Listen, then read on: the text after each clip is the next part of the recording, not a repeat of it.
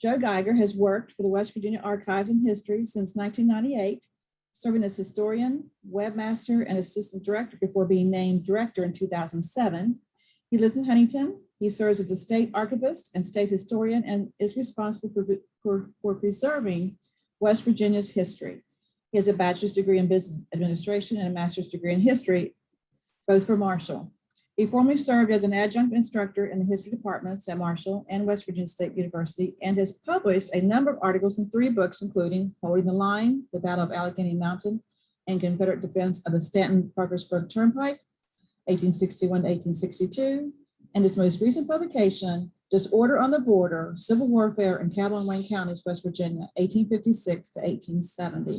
Welcome, Mr. Geiger. We're so pleased to have you with us today, and I'm going to turn it over to you now. Thank you very much, Elizabeth, for the introduction, and thank you so much for having me. You can hear me okay, I guess. Oh, yeah, I can. Good. Well, I am here at Archives and History. I have 2 folks with me because I'm not the greatest when it comes to technology, and I just want to make sure that if I click a button and disappear all of a sudden, that someone can get me back in the game. So I am glad to be with you, and I do have certainly close connections to Marshall University. I graduated from there with a degree in business administration and was working for United Parcel Service when I became very interested in history, specifically local history. Some of that written by Jack Dickinson. And I became very interested in possibly putting together some kind of history of Cabell County in the Civil War. And when I contacted Jack about that, he was as encouraging as someone can be. And really, I credit him for getting me on the path to get that project completed. It was certainly an amateurish effort, but it opened up a lot of doors for me. It enabled me to get to receive a scholarship, the Rosanna Blake Scholarship from Marshall, which enabled me to get a graduate degree in history. And the faculty at that time in the graduate department, the history department, was outstanding, and a lot of outstanding peers as well. So I learned a great deal and was blessed to use this as an opportunity to get into the field of history, to take a job here at Archives and History in 1998. And I've been here since that time and have been the director since 2007. And we, it's really a unique job. I'm blessed to have that and blessed to work with a lot of people who share that same passion for our state's history. Very, very blessed to have this position, and I know that. A little bit about the book. The book was published in 1991, and as I said, very amateurish, but it still sold 2,000 copies very quickly. There was obviously an interest in the Civil War in this area.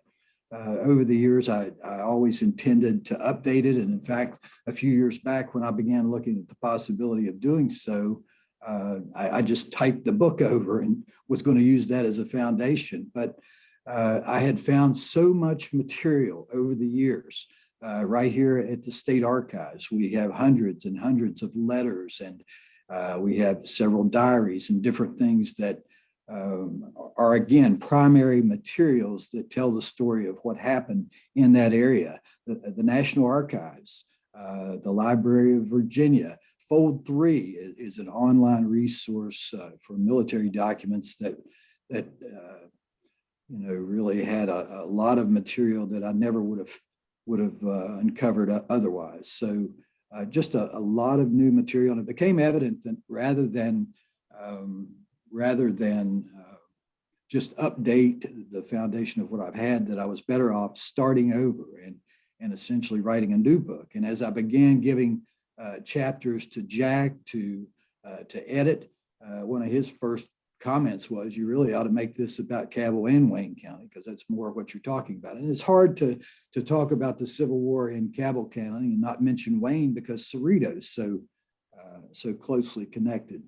So that's what we did. We updated the entire book. The resultant effort is this. It's Disorder on the Border. It's a hardback book, 443 pages. So it's a lot to read. My wife will never read it, I can guarantee it, but I did name it Disorder on the Border so she could at least remember the title of the book. But it is, that's what we're going to talk about today. And I think what I'm going to do now is try to share the screen. I do have a PowerPoint presentation that we'll walk through, and I don't want to spend a whole lot of time talking about, battles and skirmishes and those kinds of things. We'll run that through that. But, to me, the Civil War is about much more than that, the military activities that are going on, particularly on the border of Ohio and Kentucky. Cabell and Wayne counties were in a unique situation and experienced unique things. And one of the wonderful things, the gentleman who served, of course, when Virginia broke away from the United States, when they seceded in April of 1861, there were folks in Western Virginia that didn't want to do this. They wanted to stay a part of the Union. So what they end up doing is creating what we call the restored government or the reformed government of Virginia. And they would be recognized as the Union government of Virginia. Well, the gentleman who serves as the adjutant general for that government is a man by the name of H.J. Samuels, Henry Jefferson Samuels, who was from Barbersville. And so what we have is that in the collection that we have here in the archives, which is called the Pierpont Samuels collection, it's Francis Pierpont, the governor, and his adjutant general, H.J. Samuels, are letters from people throughout Western Virginia, talking about what's going on in their neighborhoods, talking about the unrest, about the dangers that they're facing on a daily basis. And the thing about it is that since Samuels was from Barbersville, a large proportion of this correspondence comes from Cabell and Wayne counties because these folks knew him. They're writing to him and say, "Hey, Jeff, this is what's going on. I need your help." So to me, that made it so much more, understandable, if you will. And I tried so much with this book rather than my last book where I did do a good bit of writing. I tried to, as much as possible, let the persons who were there tell the story, to leave it in their words as much as possible. So anyway, we are going to try to share the screen. I am clicking that. All right, so I want to screen, PowerPoint. And I don't know if I need to share. Okay. And then I want to go from beginning.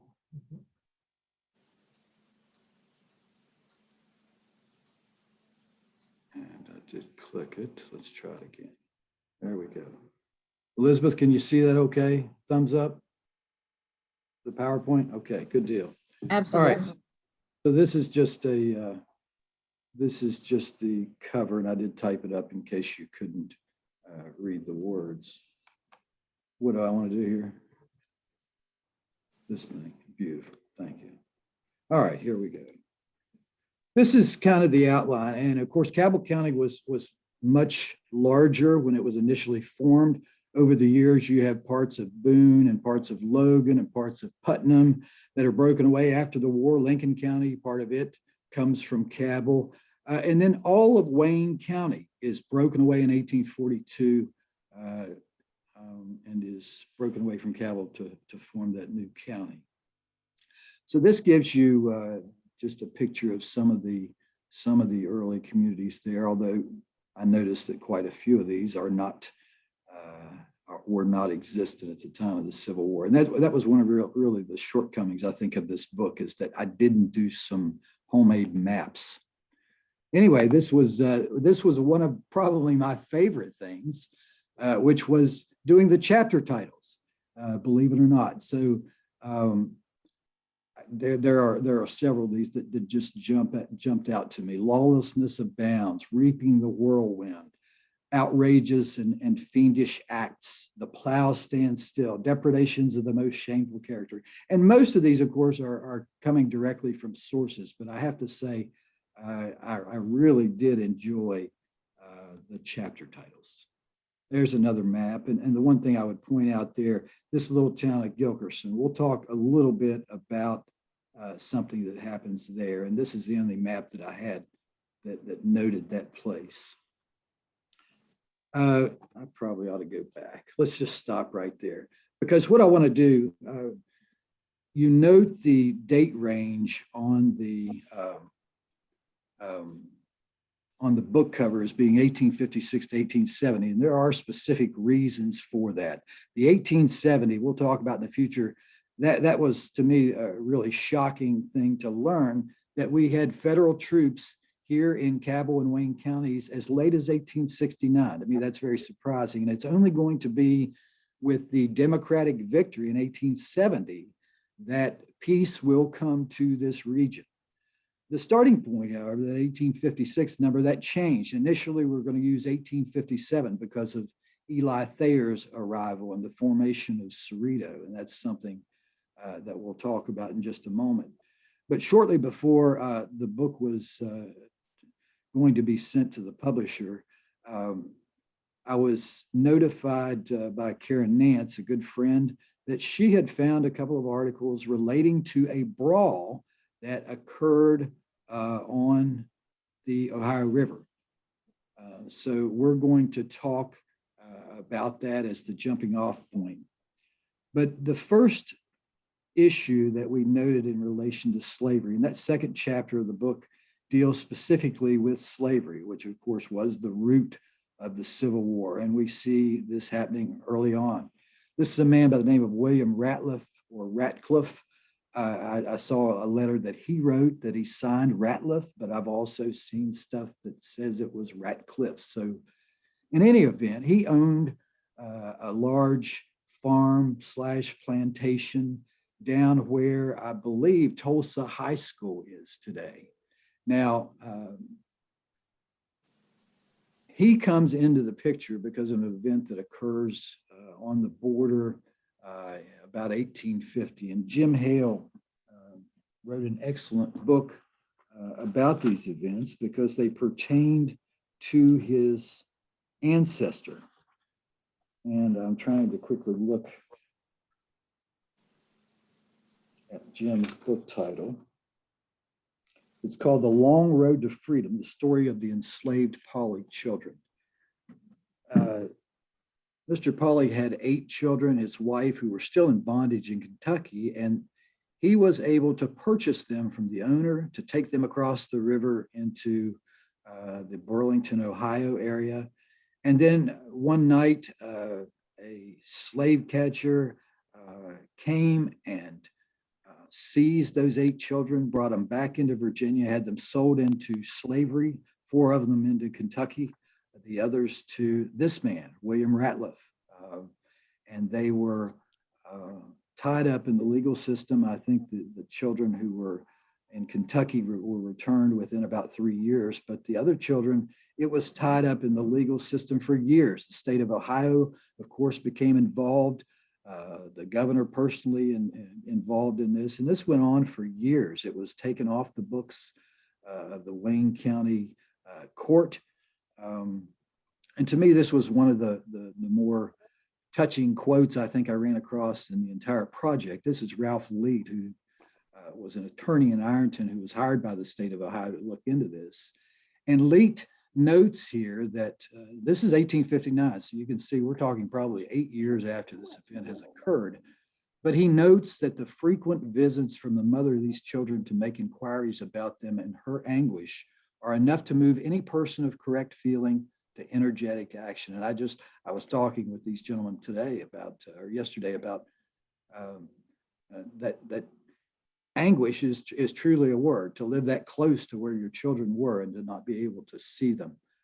This I believe was resolved in about 2012 with Judge Pratt had them formally freed in a court ceremony.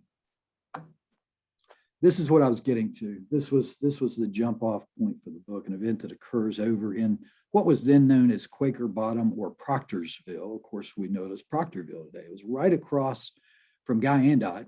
And there was a gentleman there by the name of James Buffington who saw a couple of African Americans walking along the road, who seized them, had them taken to Guyandot after learning they were indeed escaped enslaved people, and their owner came, retrieved them, and Buffington was paid a reward for this. And this outraged this gentleman, Alfred Proctor, one of his neighbors there. So I'm not sure, he was a member of the school board, and he kind of retaliated by having an African-American student enrolled in the local school district. He eventually filed suit against Buffington, although this was quickly dismissed.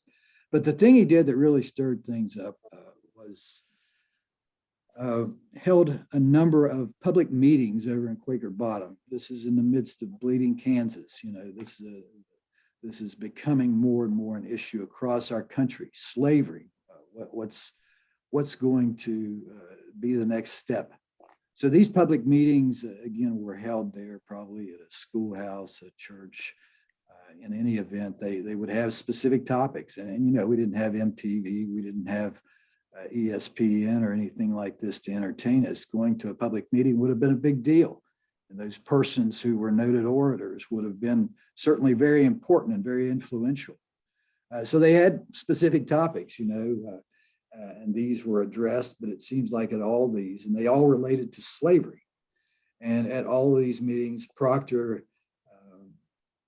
basically lambasted Buffington for what he had done in returning those enslaved men to their owner. So about March, this was probably the fourth or fifth meeting that had been held. Buffington's son, William Buffington, came over to Guyandot, talked to his brother, Dr. Thomas Buffington, who owned a mill there and was a prominent individual, and convinced him to come over. He said, hey, we need to be represented at this meeting. So Thomas Buffington and probably a dozen or so of his neighbors from Guyandot went across the river, took a skiff over to Quaker Bottom, and attended this meeting. And things were peaceful. The meeting adjourned when suddenly, as Proctor was making his way back, he was attacked by William Buffington, James Buffington's son. He was attacked first. Buffington attacked him with a club. The club broke, and some of the Ohio men, of course, intervened to try to prevent, particularly after the axe was brought out, tried to intervene somewhat. The Guyandot men who had gathered down by the skiff to go back home saw what was happening, thought that Buffington was being ganged up on, and so they jumped into it. So what you have is a brawl that takes place on the banks of the Ohio River, 1856, over slavery. It's very clear that this whole issue, this brawl, is instigated by, you know, a debate over slavery. Let's face it, we're a stone's throw here in Virginia across from a free state. So very tense here. And it really not only gives us a preview 5 years before the war breaks out of you know, the possibilities ahead, but also it starts to cement Guyandot's reputation as being a pretty hard place. This was a quote that I found in Marshall's Special Collections. I bragged on the state archives and the stuff that we had. Marshall Special Collections has some fantastic materials. This is something that I found very late. They have a lot of photographs that I used in the book and some great collections, particularly the Dusenberry Diary. But this is a collection, the Smith family correspondence, that I found kind of late in the game. And I'm sure the archivist there at Special Collections thought I was a little nuts when I burst out laughing when I read this letter. You know, there's the hardest times in Guyandot that ever was, and they're getting harder and harder. The times has got so hard that the people have stopped drinking and have turned out to fighting. Now, I don't know why, maybe it's just me, but it just kind of struck me as a little bizarre. Nonetheless, a year later, its reputation will be damaged just a little bit more. Eli Thayer, and I probably need to keep the time. You guys know what time it is? Good deal. Eli Thayer was a Massachusetts congressman, and he believed that free labor was more effective than labor. He was an abolitionist, no doubt about it. And so when he made known that he was going to establish a colony somewhere in Virginia, there was an outcry from the South. There were a lot of people that were opposed. They knew what he stood for, and they didn't want him coming here.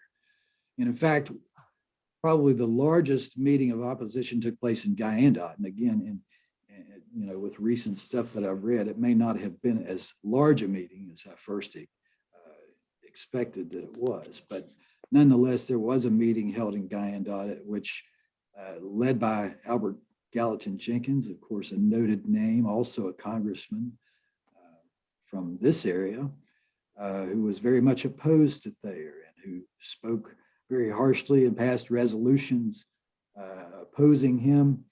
And so Thayer came back. Thayer came back to a little place called Washington Baptist Church, which was down near where the bridge going out to Spring Valley is. And Thayer comes here and gives a great speech, and it's reprinted, I think, in the Ironton paper. And you can see kind of the highlights here. He's making it known to these folks that he's not here to eliminate slavery, but he's basically here to bring business, to bring industry to Western Virginia. And by the way, why are you opposed to eliminating slavery? Excuse me. Anyway, you can see right here, he makes the point that there aren't very many slaves in this area. And basically what you're doing is you're just pushing people on by you to settle further west. So Thayer does come here. Cerrito is founded. And there's a picture of Jenkins, Congressman Jenkins.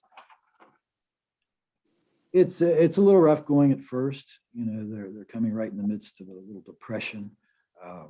And so Cerrito doesn't take off, but nonetheless, I found it very interesting. On July 4th of 58, they hold their first, I think it's 58, maybe it may have been 59, but nonetheless, they hold their first 4th of July celebration in Wayne County. I think they say it was, but certainly the first one in Cerrito.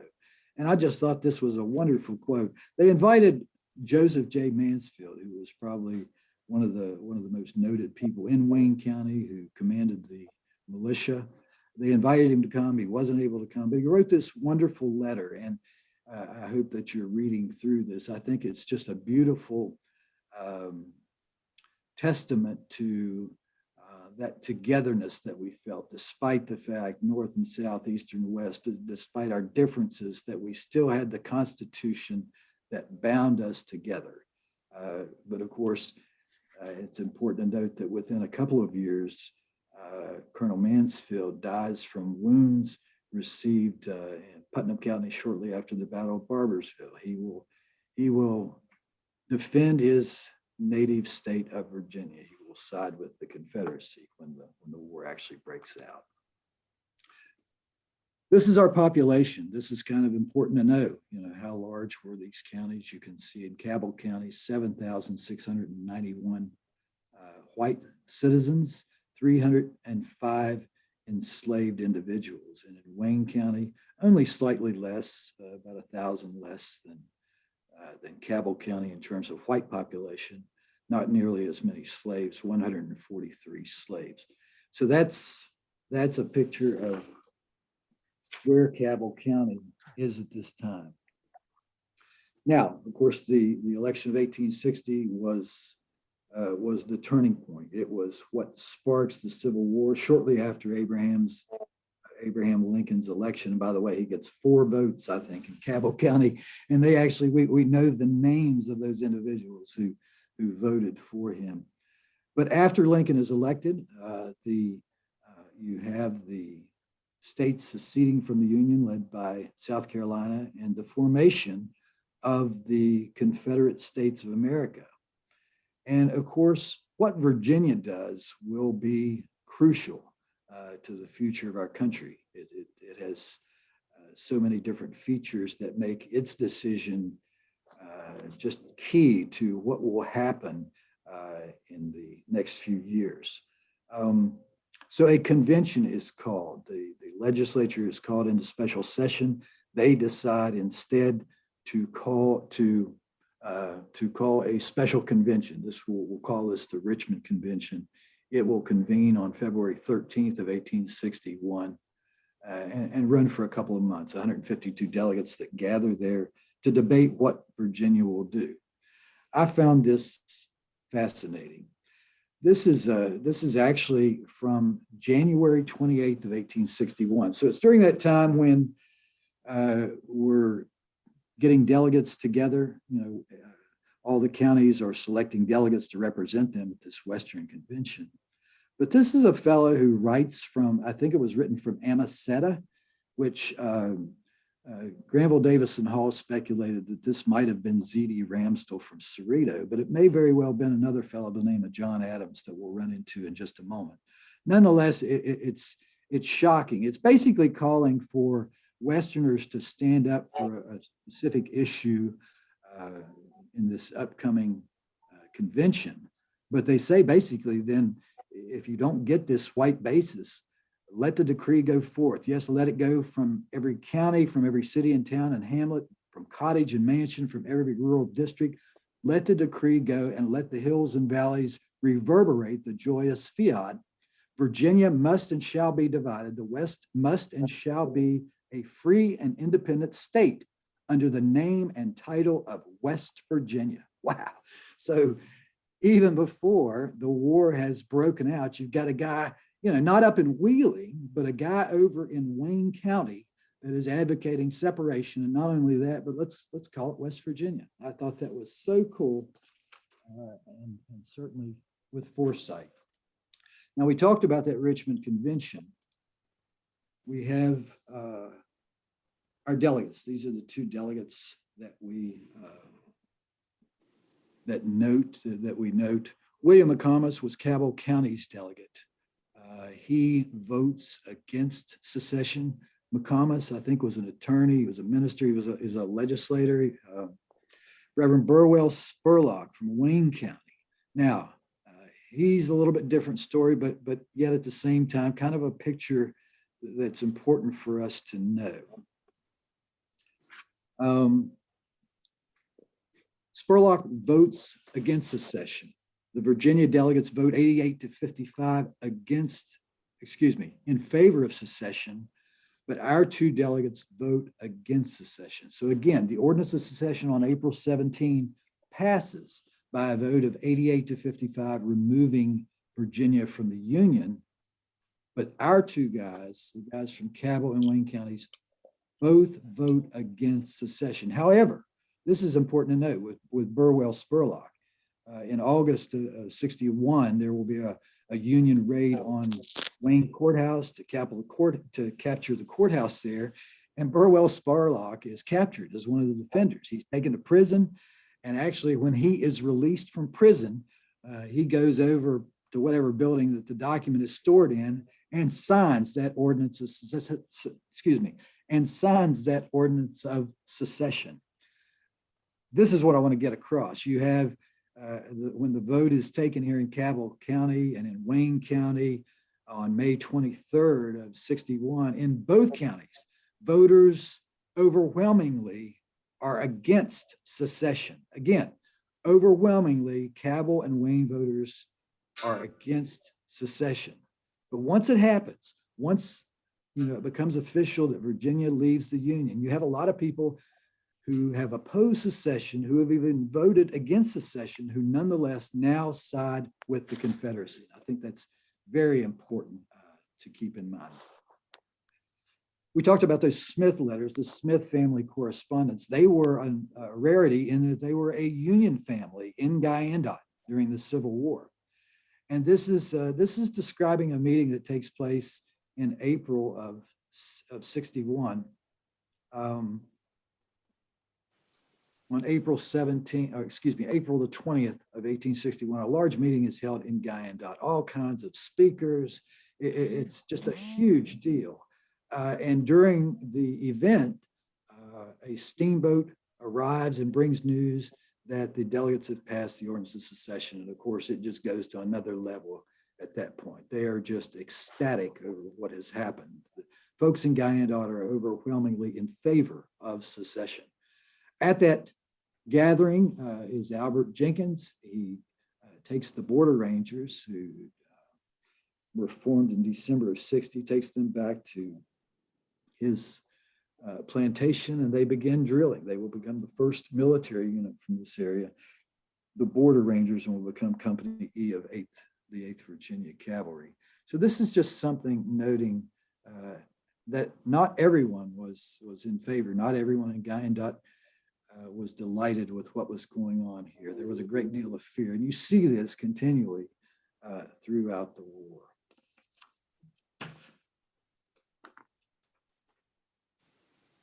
I think I must have missed one there. This was another one, and I just thought this was kind of a cool quote. This is a gentleman who was in Wayne County and writing in May of '61. He's also a Union supporter, but the part that really caught me, and he's talking about that, you know, he's got a lot of people around him are in favor of secession, but he also points out that that Trouts Hill and Guyandot are certainly secession supporting communities. Trouts Hill is called Sodom and Guyandot is called Gomorrah here among us Union men. We can't find a name that suits them better. And that just kind of cracks me up. So the Border Rangers included a young man by the name of Lucian Cooney Ricketts. Jack wrote a book specifically on Cooney. He was 13 years of age at the time. And actually, he just kind of started hanging out with the Border Rangers. And there's Jenkins giving a description of basically trying to run him off, and Ricketts refused. He was determined to stay. The next slide was a gentleman by the name of Granville Parker. He was from Massachusetts. He was an attorney, but he was here in Guyandot during the Civil War and actually was our delegate to the Constitutional Convention. And he's someone who wrote a great deal about what was going on at this time. Could you occasionally just flip your phone up to show me that? Thank you. So Parker, the reason we note him here is he flees into Ohio during this time. You know, during the period May, June of '61, really terror reigns in this area, and Union supporters, known Union supporters, were under threat at all times. John Witcher, we'll talk about in the future. He, Granville Parker, others were forced to flee into Ohio to avoid being captured by secessionist supporters. This is just a thing that I just quickly will put up on the screen, and I'll do this for the other 3 years. I won't do one for '65, but it just kind of notes some of the military events that occurred here in 1861, and we'll try to talk about a few of them, although I'm sure we won't spend too much time on most.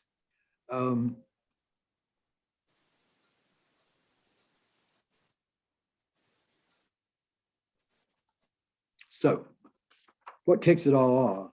And again, I don't really want to focus too much on the military side of things, but this is the Jenkins home.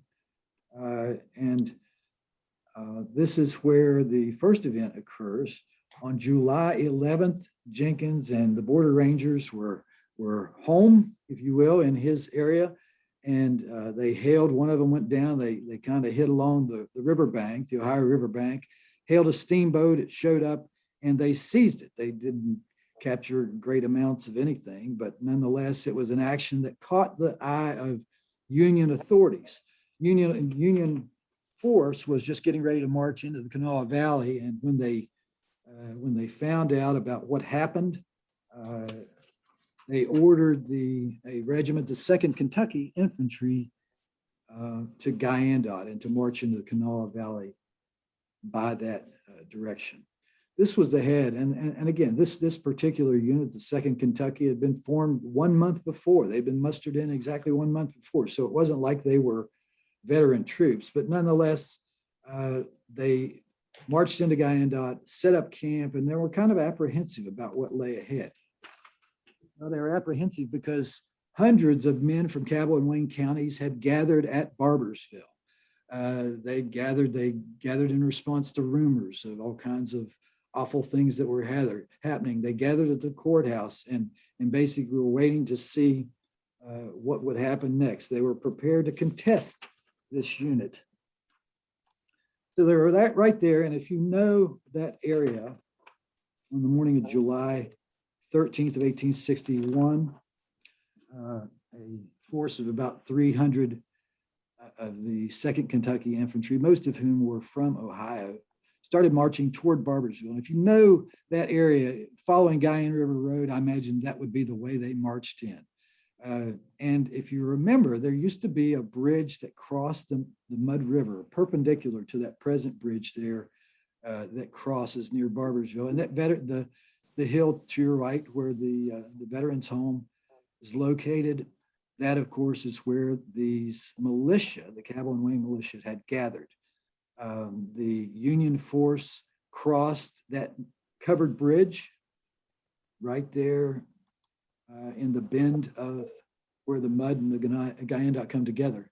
And you can see there is Colonel Neff's report. And as I said, the militia had taken all of the planks out of the bridge, and so it made it very hazardous in crossing. And at first, a couple of the guys were killed and wounded, and it just didn't look like things, it looked like it was going to be disastrous. But one of the companies fixed bayonets and just went charging up that hillside. And this caused the militia to flee. And that was what we call the Battle of Barbersville. And again, it was a short-lived movement into this area, because they marched into the Kanawha Valley and left this area just as deserted and just as lawless as ever. And you can see this is a gentleman, John Adams, that I mentioned earlier. And Adams eventually will be dragged from his home and killed. But it's going to show you here really the dangers. We talk about these letters and that calendar that I showed you of events that occurred. That just notes on some of the larger things. Almost every day, something's going on here. Somebody's horse is getting stolen. Somebody's barn's being burned. Somebody's having something happen to them as a result of the Civil War going on. So that's very important to note. This is probably the most prominent individual in Wayne County at the time, Colonel Milton J. Ferguson, who was an attorney. And he basically marched up to a Union force that was gathering there in Cerrito, and was captured and was sent to prison, would remain in prison a good while, and he would be captured again in 1864. But he was certainly a very prominent individual there. In response to this lawlessness, it became evident that you had to have Union regiments in the area.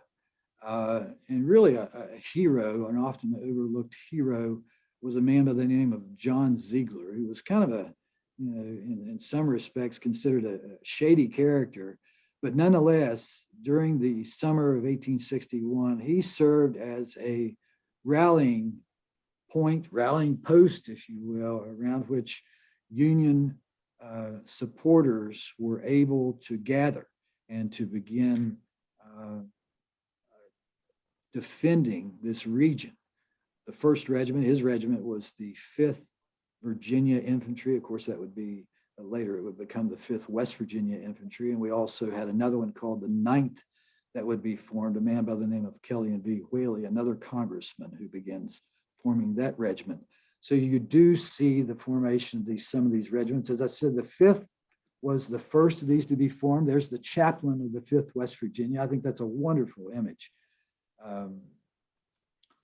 But this is a guy who's familiar to Huntingtonians, John Hunt Oley, who was one of the founders of Huntington, a very prominent individual. He came down here in the summer of 1861 from New York, basically to train Union troops. And he came and he He actually trained the 5th, and he was sending, fairly optimistic reports to the governor. But when he was writing to one of his superiors, I found this very telling, that last part of the quote: "If I knew the labor, difficulty, and annoyances I should have had to encounter here, I might have declined the place." So you can see, folks were rough, no question about it.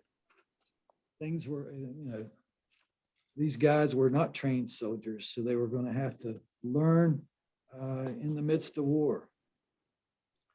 We talked about Samuels. There's a picture of him, Henry Jefferson Samuels. He's so crucial. So the 5th is formed. They get called away into the Kanawha Valley, and the 9th West Virginia, or the 9th Virginia Infantry, is being formed first in Cerrito and then finally in Guyandot. They moved down to Guyandot, I want to say, in September or October of 1861. There's just a recruit camp there, probably 130, 150 Union recruits. They don't even have uniforms. They're just training, trying to add numbers. When in November of 1861, a Confederate force came swooping in to Guyandot and resulted in what we call the raid on Guyandot, Battle of Guyandot, whatever we want to call it. I'm not going to spend a lot of time because I presume most of you know the story here. A Confederate cavalry force. It was headed by John Floyd, but of course Jenkins was at the forefront. Another local man who was very much involved in carrying it out was this gentleman, James Corns from Wayne County. But that small Union force that was in town was quickly overwhelmed. It was a night attack. It was really a spectacular success. They capture the recruits that aren't killed. Probably less than a dozen recruits are killed, but they round up after a fierce battle that occurred. The head of the Union force was a man by the name of Kellyan V. Whaley. As I said, he was the congressman who was a major of the 9th West Virginia. And Whaley and his men are captured. But they also spend the night rounding up Union supporters. Of course, as we noted, Guyandot, a very, very much a Confederate supporting community. So you had a lot of townspeople who participated in the aftermath, in rounding up people and pointing out Union supporters, this kind of thing. And on the following morning, the Confederate forces would tie these men together, 98 in number, and march them off to prison camp in Richmond. Whaley actually would make a daring escape down at Chapmanville, but the rest of them were destined for prison, and it was an awful experience to say the least. Margaret Reese, this is the one, as I said, you have a lot of rejoicing that is taking place in the aftermath of this raid on Guyandot. One of the things I thought was really humorous to some extent was that they were pointing out the involvement of a number of these women. In fact, Margaret Reese was one of two ministers' wives who were involved in celebrating the aftermath. In fact, they talk about the fact that they yelled themselves hoarse, hurrahing for Jeff Davis in the aftermath of this event. It was a long night for the Union folks, to say the least. This was one of the guys, he actually writes an account of what happens, the horrible massacre at Guyandot. Names a lot of names, that kind of thing, so it's very useful. But Rouse is one of those who will be hauled off to prison. This is another part of the whole story that oftentimes is overlooked, and it's the Shelton Fuller feud. Again, you folks who can remember where Task Alley stood, right there, West P Ridge emerges onto 60. There's now where that big cemetery is. I think it's like the administrative office or something. But there used to be an old house. This was the old house that stood there. And there was a man who lived there by the name of Henry Shelton. His neighbors down the road, the Fullers, were from Massachusetts. And one of those Fuller boys was on his way to Barbersville, probably to join up with Union troops, when Shelton stopped him and probably tried to convince him against enlisting, because Shelton was certainly a Confederate supporter. But the rumor came that he had seized this young Fuller boy. So Fuller's father and uncle came up and shot and killed Henry Shelton right here on the stoop of this home. When the Guyandot raid occurred, one of Henry Shelton's sons, rode down to the home of Achilles Fuller and knocked on the door. And when Fuller made his appearance, they shot and killed him. You can actually see the steps still there down on Darnell Road where the Fuller home was. Nonetheless, Shelton Fuller feud, and there were several of those kind of things that occurred during the war here in Cabell County. Of course, this is another view of the suspension bridge. Guyandot was really given a lot of attention in the national press. This is one of the gentlemen who was killed during the raid. He was a boyhood friend of Ulysses S. Grant. In fact, Grant, when Bailey didn't make the grades at the military academy, it's actually Grant who took his spot. But he was killed at Guyandot. He was a lieutenant colonel of the regiment he had also been at Manassas, but he was one of the Union soldiers that was killed there. Well, I'm getting a little ahead of myself there, because of course what happens in the aftermath on the following morning is those prisoners are being hauled out of town. Union troops come up from Cerrito, the 5th, whatever remains of the 5th there at Cerrito. They stop and pick up, of course, folks in Proctorville who've had a long time bad sentiments about Guyandot. They come over, learn what's happened. Of course, they've observed part of it overnight, and they march into town and burn a good bit of Guyandot. You can see this was a mill. This is actually the Buffington mill, owned by that Thomas Buffington that we talked about. This I just thought was an interesting quote. This was a Confederate supporter, Alzira Scott, who was in Guyandot, but I just saw that in recent times, and it just talks about the aftermath for the children, the women and children, and how when the town was burned, and some of those homes that they were other places where they could have gone, but they were just afraid of being inside the home. And this was, again, one of those quotes.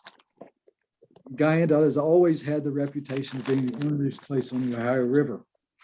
It ought to have been burned 2 or 3 years ago.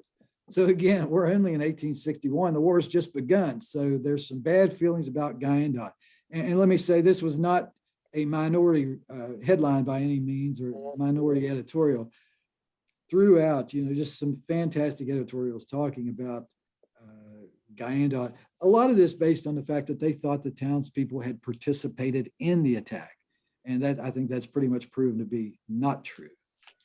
This was something that happened in Moundsville, where I went to high school.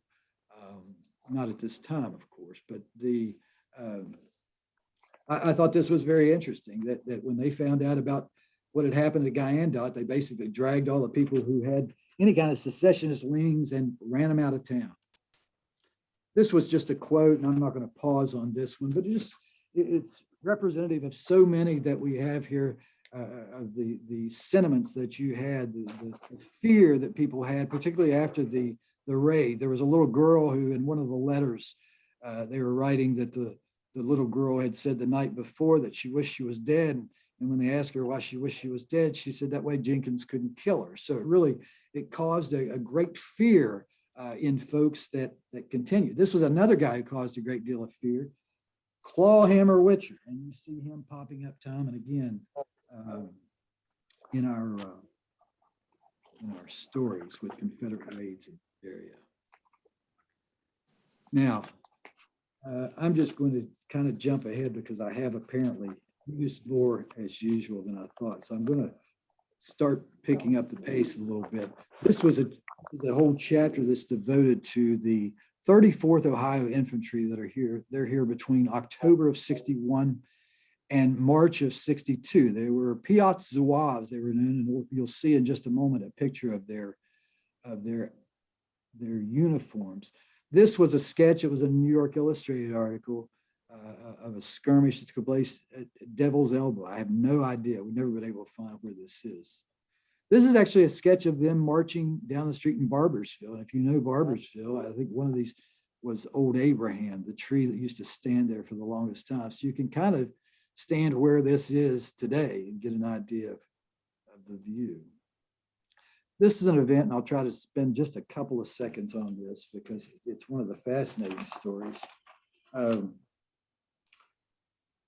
Three members of the regiment were crossing Beach Fork out in Wayne County, out in the middle of nowhere, when they were seized by some local residents out there, secessionist supporters. They basically tied them up and killed them, a place called Gilkerson's Mill, and then hid their bodies. And their bodies, their comrades kind of knew they were there. They went out there on New Year's Eve and basically pulled their guns and tried to threaten the women to tell them where the bodies were, but they refused to tell them anything. So again, I'm sorry if I cut off some of these quotes before you're able to get done reading them, but they're all in these. This is just a map that shows their area of operations during this time. And they were at Mud Bridge a good while. They're headquartered at Barbersville for a good while. But they were all over this area that's here in the map. And those are the uniforms that I was talking about. And actually those uniforms, they got them shortly, I think it was February or March of 62 that they got those, so shortly before they left here. 62, again, we're not going to spend much time on any of these things. This is a fascinating story about Susan Holderby, who was the largest slaveholder in the Guyandot district. If you know Altizer, if you go out of that little underpass out of Altizer and get onto Guyan River Road, I think that's where her plantation stood. Two enslaved women escaped to the 34th Ohio, took refuge there, and she complained. She complained to military authorities that they were interfering with her property. And you can see here, this is a response, February of 62. And that, again, is fascinating to me because it shows you what the stance was at this point in regards to slavery. And we're going to watch this change, obviously, over the next 3 years. But at this time, basically, they say, hey, if this is a law-abiding citizen and she legally owns other people, then you're to stay out of it. And if you don't, if you interfere in any way from her property, then you will face not only military, but civil courts as well. Fascinating. This is William H. Powell. We're not going to spend any time on him. He was involved in so many things in this area. He eventually wins the Medal of Honor. This is describing an event that occurs in 62. It was actually over across the river in Kentucky. But he basically shot a couple of prisoners. And when he's captured later on in the war, this causes him to suffer quite a bit in prison. He wins the Medal of Honor. You'll have to read about that. Sinking Creek, just an amazing story. This is a story Jack tells very well, but it goes to show you the struggle between the military, who were in Guyandot most of the war. There were about 2,500 troops just in Cabell County, probably another 1,000 to 1,500 in Wayne County in 1862, early 1862. So, there's constantly that conflict, particularly with those citizens who were secession supporters. Anyway, a neat little story that I don't really have the time to tell, I don't believe. That's Colonel Lightman. His troops withdraw, and the Union forces withdraw from the Kanawha Valley in September of 62. And when they do that, General Albert Gallatin Jenkins moves a cavalry force into the region and becomes the first Confederate unit Confederate force to move into the state of Ohio. This is actually just a picture of Mud Bridge. We didn't have any Huntington during the Civil War. There was no Milton during the Civil War, but this was Mud Bridge. This was the covered bridge that's right there at the foot of where Union Baptist Church is. Troops camped here throughout the war, and Jenkins troops passed through here on their way through Barbersville. This was right up the street from that, the Reese home. But they get into a fight there at Barbersville, probably a couple of different fights. And Jenkins, of course, moves up through the ranks. I think he steps out to serve in Congress for a while, but he comes back and eventually will be promoted to general and will die from wounds received in an action in a battle at Cloyd's Mountain in 1864. But this was just, this is actually I'm trying to think, it's an order book, I believe, that was just donated to us within the past 2 years, maybe. We have some fantastic materials relating to the Civil War, and this one was a real surprise. Confederate, little rare, as Jack knows. Looks like we have about 15 minutes. I'm going to stop at about 11:45, if that's okay, and that'll leave about 15 minutes for questions. So that's the game plan here, if that's not a problem. These were some letters. This Peter Harshbarger, his brother John is serving in the 3rd West Virginia Cavalry and eventually will become a sheriff of Cabell County after the war. But they lived right there at Milton, in what became Milton. And this, I think, is just a neat quote. You know, he's talking about getting back to Cabell and Wayne counties. But I just love the may God bless and guide us and protect us through this life. So it's when we come to die that we may be prepared to meet each other in a better world. If we are never more permitted to meet on this earth, may we ever be constant to our Maker. I just think that's a great quote. This is a pretty awesome quote too. Another one from the Smith collection. I'll tell you what, that family was filled with quotes, that's for sure. But the fact that the females are not only 10 times worse than the men in Wyandotte, but the fact that she states openly, I do hope that some of them may be hung or imprisoned for life. I just think that's a priceless quote for a woman to be saying about her fellow citizens in Wyandotte. This was a nasty quote. Again, a lot of these folks that come here in late 62, after Jenkins' 62 raid, you have Indiana, you have a brigade that is sent here, and they're just here for a month. 84th Indiana, the 40th Ohio. The wonderful thing is that particularly the 84th Indiana, they were incredible letter writers. They talked about one Sunday, they had 1,000 letters that they wrote that were mailed out. The next Sunday, they had 1,200 letters that were mailed out. They also enjoyed tearing off of pieces of newspaper and stick it in an envelope and mailing it to their folks for some reason. They thought that was a real hoot. Didn't tell them who it was from. But anyway, they did like to write, and that's fortunate for us because we have diaries and letters and all these things that kind of tell us not only what was going on, but what they thought about these people. And as you can see here, they're not real sympathetic. In fact, there were several other priceless quotes that this guy laid out. He was the surgeon for the regiment that I didn't include. 63, you can see some more activity. Most of these relatively small scale. April 63, another raid by Jenkins's group. That's Howell's Mill, off Howell's Mill Road, where a skirmish took place. This is the fight we've always attributed to Mud Bridge, but when you read the description, it seems to me that it may be somewhere in Lincoln County. Certainly out in the boonies. That's David Dove, Captain David Dove. That's Ramsdell. Of course, we know about the Ramsdell home down in Cerrito. This is him in uniform, and they were stationed in Barbersville for a good part, Barbersville and Cerrito. 64, you can see more activities, some fascinating activities. A lot of stuff in 60. This is Hurston Spurlock, who again is captured, I believe, a couple times in an exciting chase in January.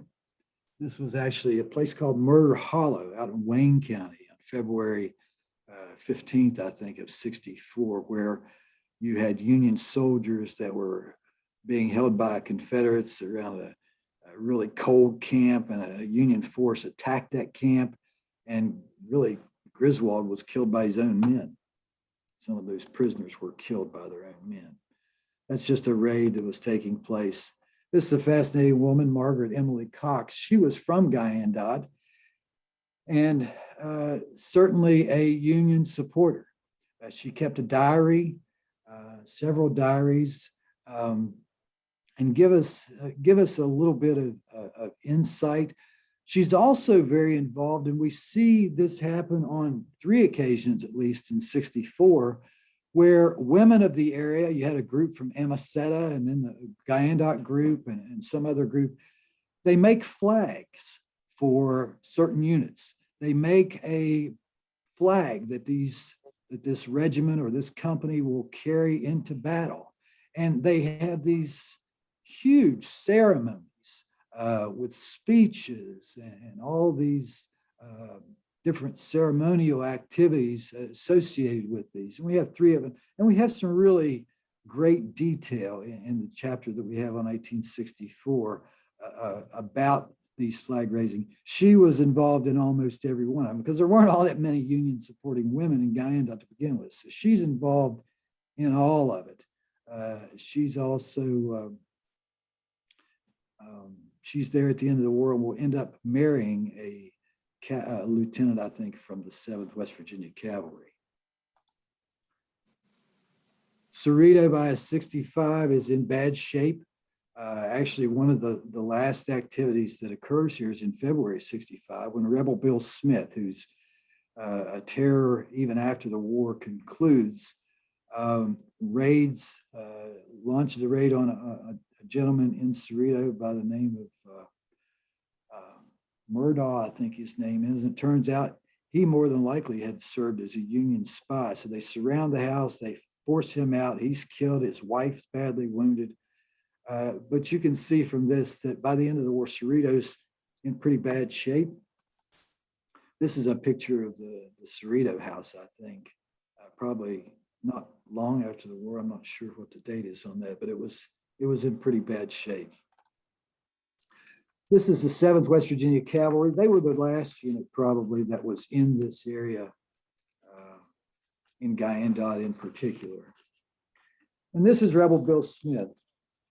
So the war ends, and again, there's some great quotes that we have regarding the end of the war, when news comes of Lee's surrender, and then also the news of Lincoln's assassination. And after the war concludes, of course, we got to find a way to get back together. We have to find a way.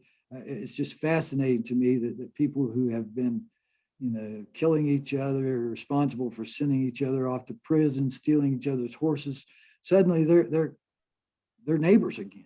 They're day to day, they wake up and they look at each other. So how did they get on with life? That's fascinating to me. And things were complicated by the fact that some people weren't ready to put down their arms. And certainly this fellow is the best known. His name was Rebel Bill Smith. Now, he was a guerrilla leader,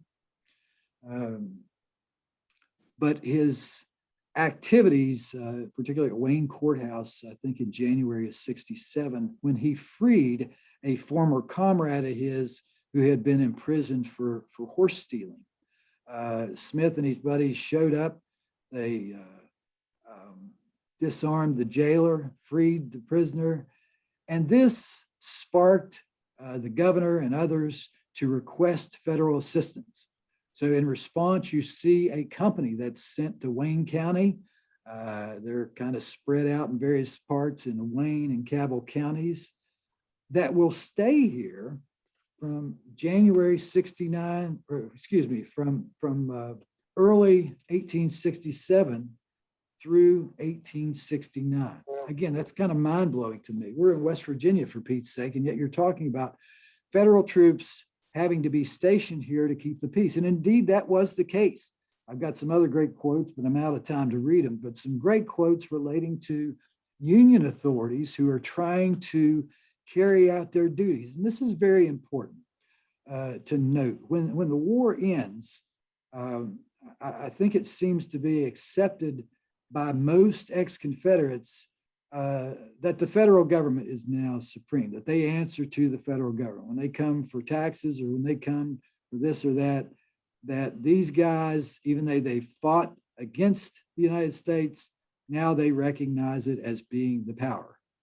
They don't feel the same way about West Virginia. Think about it. You're a Confederate, you've gone away to fight, and you come back and you got this new state, and suddenly you have to live in this new state. You don't live in Virginia anymore. You live in West Virginia.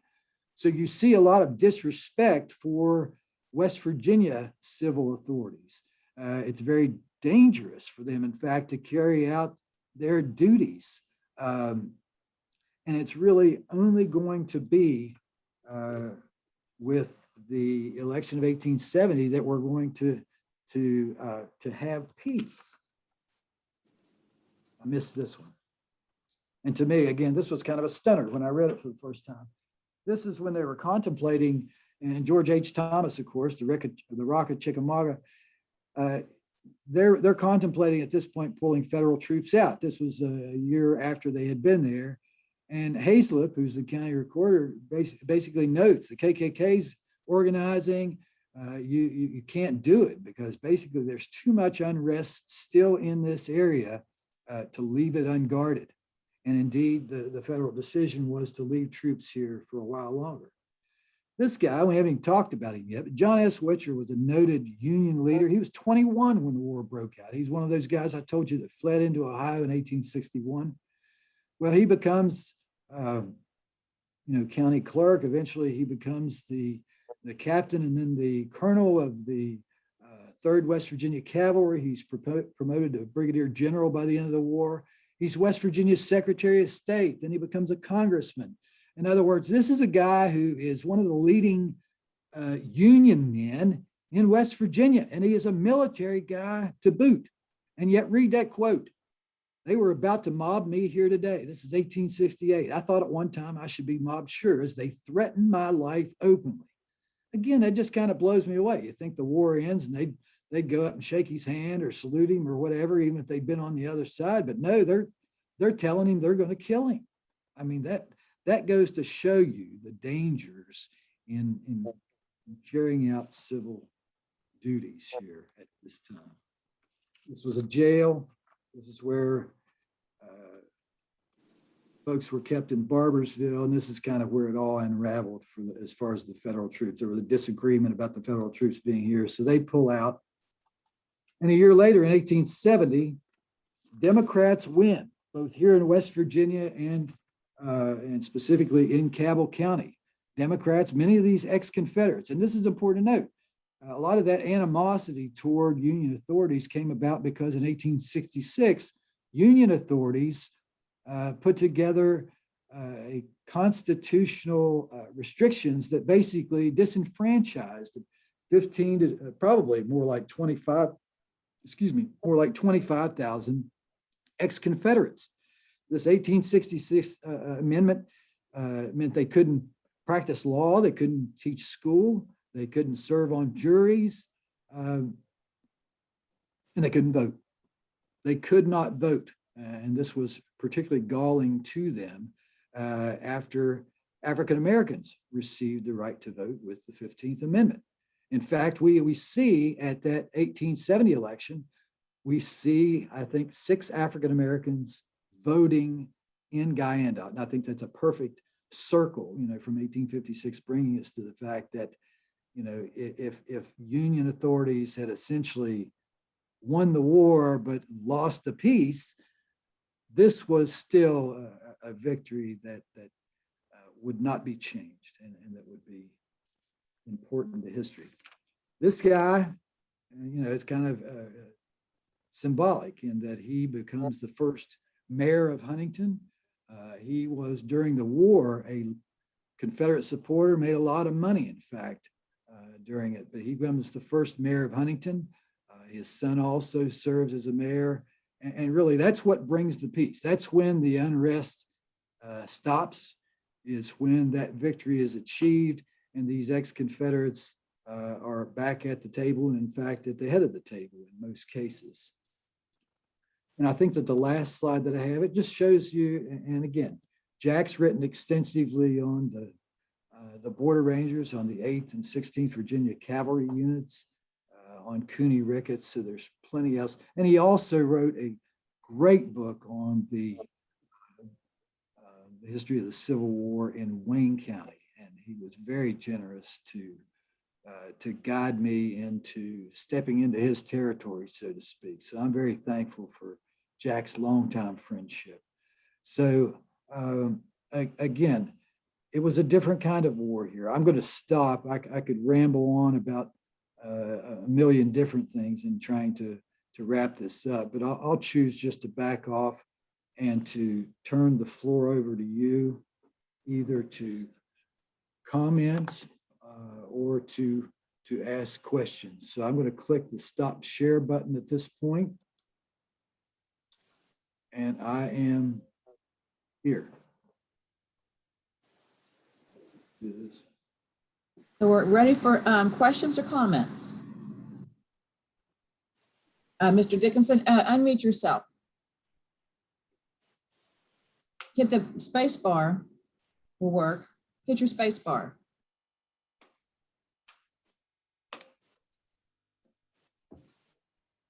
Let me see. There you go. You hear me? Yes. I don't have a question. I just want to add something, benefit of the other folks that might not be familiar with Spring Hill Cemetery in Huntington. And as Joe talked about, he mentioned Albert Gallatin Jenkins, John Hunt Oley, Cooney Ricketts. They're all buried in Spring Hill in Huntington. And if you want to call it a little ironic coincidence or whatever, is John Hunt Oley and Albert Gallatin Jenkins' graves are literally within sight of each other. Cooney's buried off in another place with his wife, but there's also several other members from the 8th Virginia Cavalry that are buried in that Confederate plot there. And the Union plot is a little less easy to find down over the hill, but there's also several Union soldiers buried there. That was all.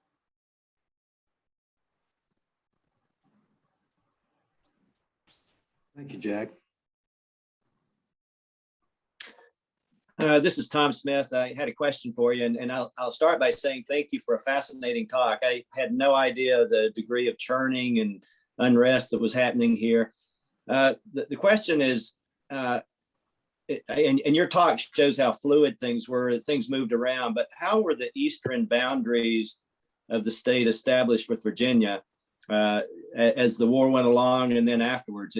I've heard that was fluid too, that it was moving around, and it took a while. I guess it's easy if you've got a river separating you, but when you've got just the county lines, did that move around the same way over on the east side of the state with the boundary between us and Virginia?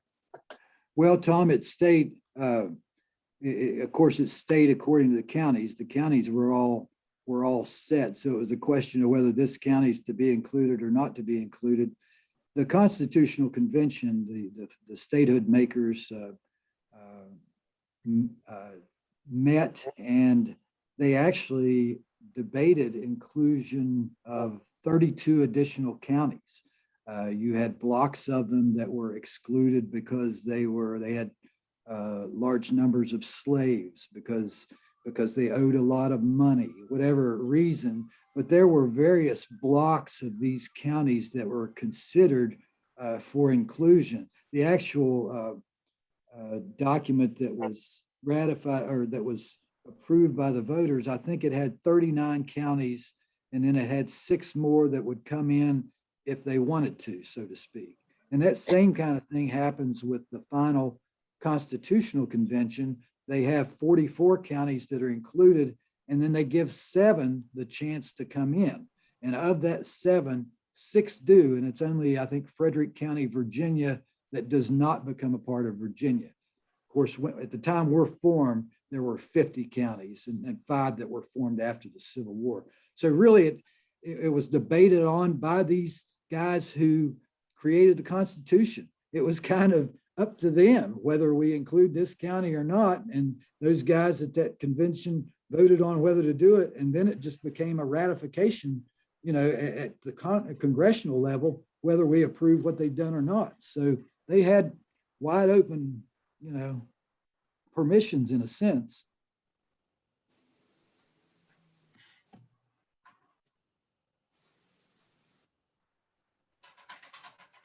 another one then. Can you hear me? Yes. Joe, I think you know how many books I've read on the Civil War, and it's a whole bunch, and I've written a few myself. I think the part in your book that is the most valuable is actually the part after the war of the degree of animosity and those things up through at least till 1870. I think that's an important part that you've covered in more detail than anybody else I know. And you know, most of us are kind of end with 1865 and say there were other things going on. But I appreciate and congratulate you on a part of the book that I think has been left out, at least for Cabell and Wayne County folks. That's Well, I all. appreciate that, Jack, and glad that you noticed there were some things that you'd already run across, of course. But for me, finding that material on the 2nd United States Infantry, that unit that actually came here from Louisville and was here for 2 years, I bet you nobody even looked at that stuff since it was tied up with a ribbon back in the day, you know. So it was kind of nice to be able to find those kinds of things and be able to share those with folks.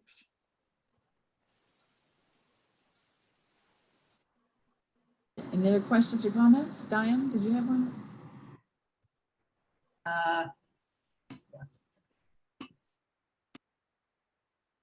Okay, I should be unmuted now. You are.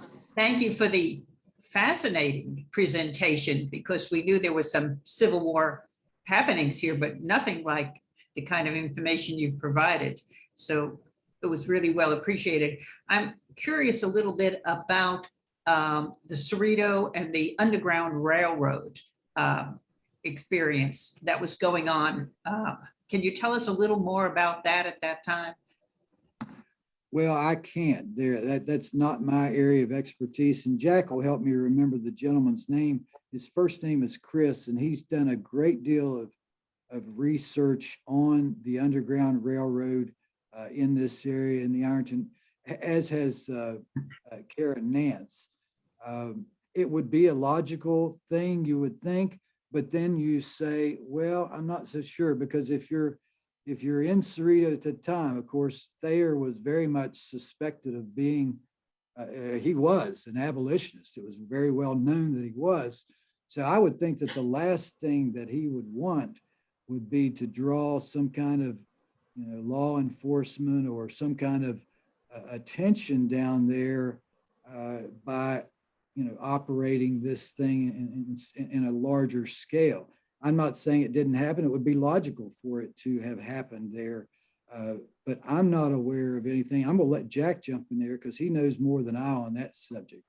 Well, all I was going to mention was the debate and the question over the Ramsdale House, because there have been several sources that have said that the Ramsdale House was a spot in Cerrito, and that there was an underground tunnel that went out to the river and all these things. I was told, and I tried to track this down and never got anywhere, there was supposed to be a ledger book back around the turn of the 20th century that one of the students in Cerrito, if you heard that part, supposedly brought it to school for show and tell, and it had a record in it of the slaves' names that were sent across. Just by the fact of that, sounds like an impossibility to me. One of the things you wouldn't keep in your house is your ledger book of slaves. But the teacher, I don't remember who the teacher was. The teacher tried to follow this up and went to the house. To fix my air conditioner. Oh, okay. Okay. And nobody else could find that book, but that's all I know about it. Thank you.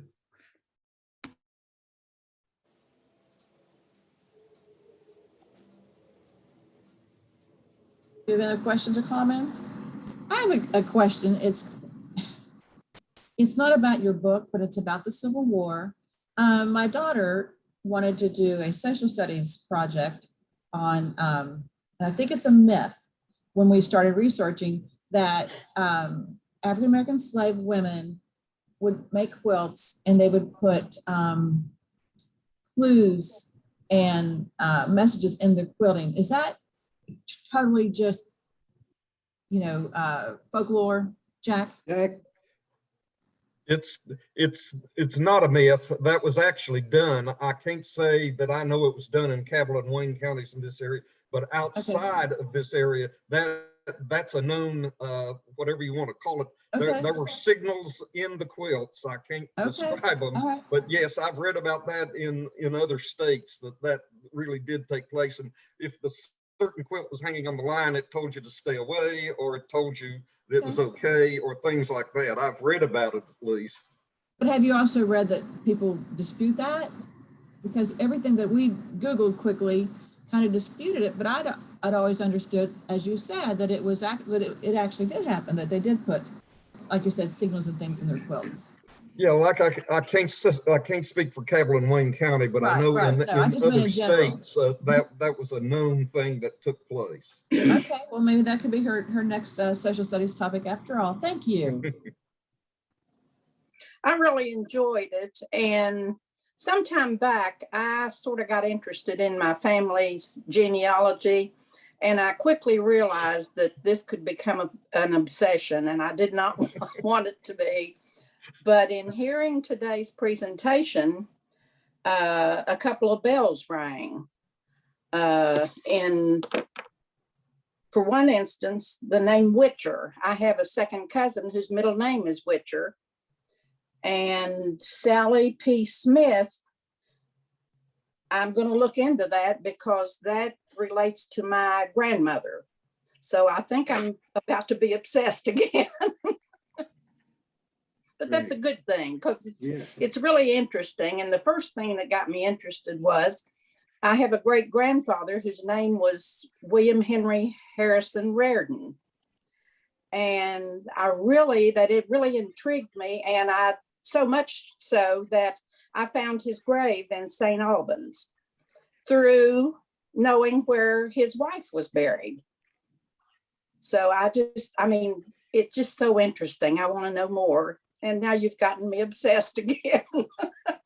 I'll tell you quickly that I descend from the Witchers. This is Marsha Moses. And if you want to get in touch with me privately, I'll tell you more about the Witchers. Okay. Thank you. I wonder if you can tell us, I assume your book is available at the Culture Center, but where else would it be available? And also the Dickinson books. Thank you, Ms. Barrett. I'm sorry, I didn't think to mention that.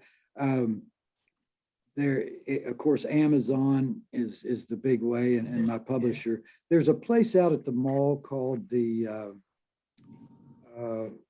Shipwreck Collection, and they do carry the book.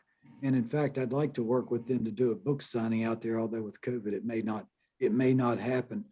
I don't know if they have it here at the Culture Center. I think that they've had it before, but they probably would just have a copy or two. So Shipwreck Collection at this time, I think, Ms. Barrett. Now, Jack's stuff, Jack goes through him. Jack? Yeah, the easiest way, the Cooney Ricketts book, the Jenkins book, and some of those are available on Amazon is the easiest way to get those. 8th Virginia Cavalry and 16th have long been out of print, and that publisher went out of business without reprinting them. But take a look on Amazon under my name, or the name Cooney Ricketts will find you the one book, and Gentleman Soldier of Green Bottom is the biography of Albert Gallatin Jenkins that are available that way. I would add Jeanette Rousey's book on the history of Barboursville has quite a bit of Civil War history. Mm-hmm.